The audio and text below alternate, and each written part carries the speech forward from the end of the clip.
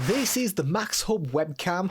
Not going to lie, this is one unusual looking webcam. It is 1080p and can do 30 frames per second, and it claims to have 3D denoising technology, which should bring a crisp experience. It has inbuilt dual microphones, a field of view of 90 degrees, an inbuilt privacy shutter, and it has a USB-C port on the back and comes with a removable cable. The privacy cover is very flimsy and it doesn't take much to move it across, so if you tilt the webcam either way, the cover will move on its own. The stand can be manoeuvred as well as the head to get it into your desired position, but there is no sideways movement available. If moved too far forwards or backwards, then this can cause it to topple over. There is a small ridge under the head to allow it to rest on the screen of a laptop, and the base will rest against the back of the screen to prevent it from falling off. Beginning our tests in a completely dark room, and whilst it does a reasonable job at brightening the image, it looks very blurry, especially when we move around. The frame rate does look good considering the lack of light. Letting in natural light through the window, and it does improve the image quality, but there does still seem to be some blur and fuzziness to the image. It has quite a narrow field of view,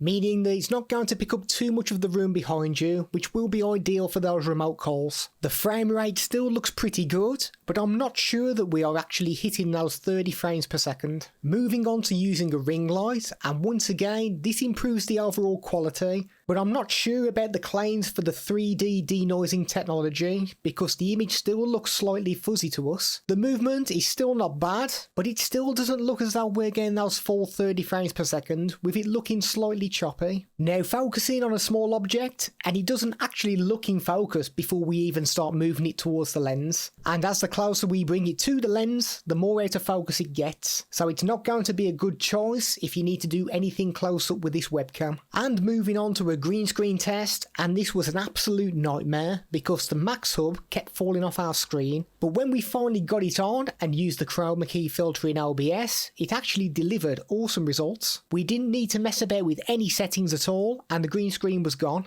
Unfortunately, we feel that the blurred image is just too much to overlook, and we wouldn't recommend this webcam if you're looking for something that's going to give you a good experience. In the description below are the links to the other webcam reviews, and be sure to subscribe for more content in the future.